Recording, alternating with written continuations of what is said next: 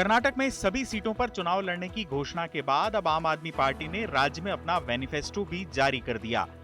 दिल्ली, पंजाब और गुजरात के बाद देश के दूसरे राज्यों में पैर पसारने की कोशिश में जुटी आप राज्य में पूरे दमखम से अपनी मौजूदगी दर्ज कराना चाहती है। आम आदमी पार्टी ने जो अपना कर्नाटका के लोगों को गारंटी दी है उसमें 300 यूनिट बिजली फ्री की गारंटी है।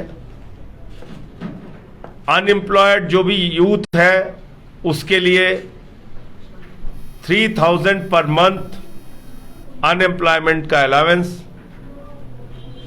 इसके अलावा आम आदमी पार्टी मोहल्ला क्लिनिक, स्कूल्स बनाने का काम करेगी, एजुकेशन में, हेल्थ में। ये 10 गारंटी है।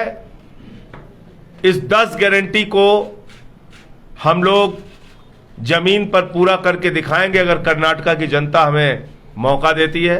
आम आदमी पार्टी के चुनावी घोषणा पत्र में हर महीने 300 यूनिट फ्री बिजली का वायदा कर्नाटक में भी दोहराया गया है। इसके अलावा स्थानीय लोगों के लिए नौकरियों में 80% आरक्षण, सरकारी नौकरियों में कन्नड़ की जानकारी जरूरी करना, शहरों में महिलाओं और छात्रों के लिए फ्री ट्रांसपोर्टेशन और सरकारी नौकरियों में महिलाओं के लिए 33% आरक्षण जैसे वायदे शामिल हैं। इसके अलावा पार्टी ने राज्य में वृद्धावस्था पेंशन को 400 रुपए से बढ़ाकर 1500 रुपए करने का वादा भी किया है।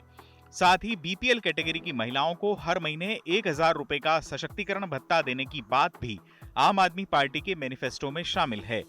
पार्टी का फोकस कर्नाटक के युवा मतदाताओं पर है। घोषणा पत्र में 1 साल में 2 लाख नौकरियां देने और रोजगार मिलने तक 3000 रुपए बेरोजगारी भत्ता देने का ऐलान भी किया गया है।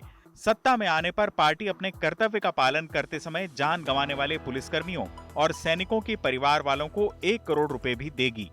पार्टी ने राशन और दूसरी सरकारी योजनाओं की डोर स्टेप डिलीवरी का वादा भी मैनिफेस्टो में शामिल किया है। शिक्षा और स्वास्थ्य के क्षेत्र में आम आदमी पार्टी ने दिल्ली वाला मॉडल दोहराने की बात लिखी है। देखिए, ये कर्नाटक की जनता के ऊपर डिपेंड करता है। हमारे साथी और हम लोग हाथ जोड़कर निवेदन कर रहे हैं। आपने कांग्रेस को भी देखा, बीजेपी को भी देखा। राजनीति की गंदगी साफ करने के लिए एक बार हाथ में झाड़ू लेकर देखिए। हम अच्छे से कर्नाटक को बेहतर मॉडल देकर दिखाएंगे। हमने दिल्ली में काम किया, पंजाब में काम किया। हम बिजली फ्री देने की बात कर रहे हैं, हम अनएम्प्लॉयमेंट का अलाउंस देने की बात कर रहे हैं, हम मोहल्ला क्लिनिक बनाने की बात कर रहे हैं, एजुकेशन सेक्टर में काम करने की बात कर रहे हैं और हमने किया है।